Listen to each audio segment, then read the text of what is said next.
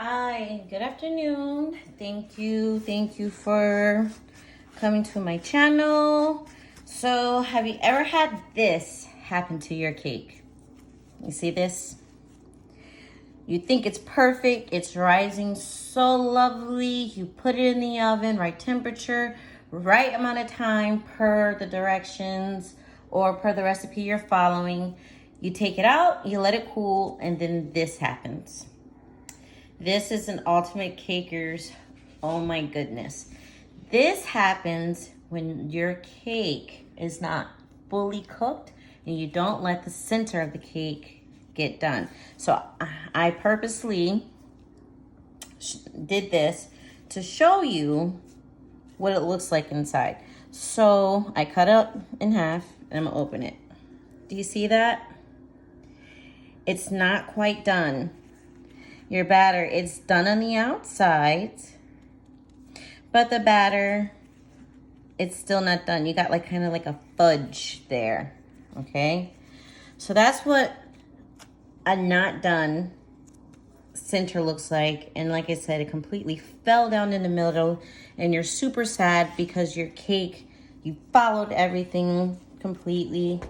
So then this is another one. It has a little dip in here, but it's the same issue. It's like the cake hasn't been fully cooked all the way in the middle. And yes, it's a moist cake. It's fine. If you cut it open, it's a little bit better.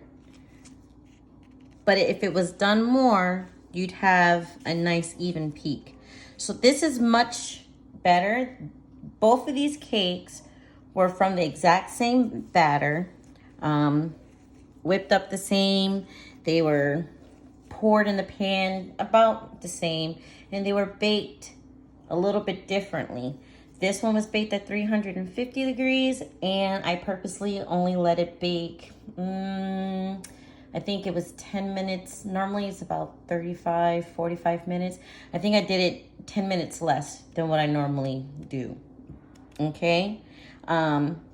And I purposely, I poked my little stick in the side. It came out a little juicy. I took it out. This one was baked. I left it in a little bit longer, 10 additional minutes longer to, you see the difference here, okay? And I've already iced my perfectly beautiful cakes and they are doing the crumb coat. But if you wanna avoid this, you avoid the dip. Let me show you again. If you want to avoid this, there's a few things you need to do. One, you need not to open your oven too soon. That's number one. Opening the oven too soon will make a rapid decrease in the temperature and your cake will fall. A lot of people don't understand, oh, my cake falls.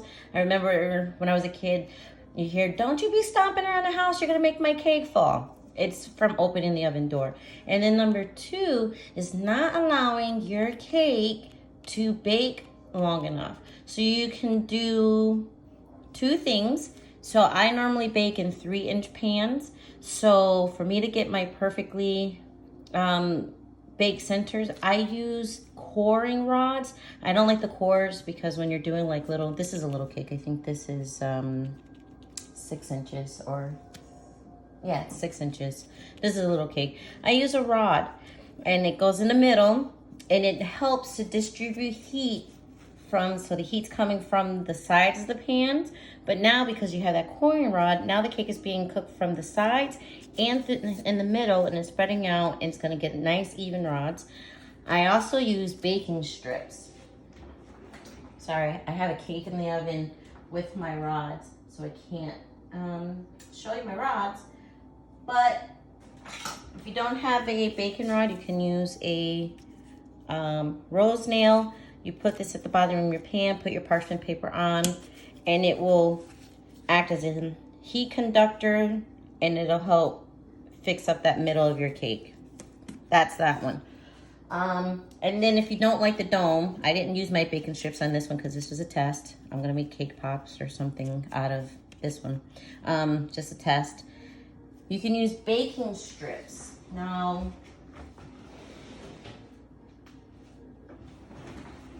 baking strips. This is for my 2-inch pans, but I also use it for my 3-inch. And this will help the cake rise evenly along with your core. It'll rise evenly through the sides and in the middle, and you'll get a nice even cook throughout your cake, and you will not have to worry about your cake sinking, falling in, or in this case, not being completely done. See? It's not a lava cake, guys.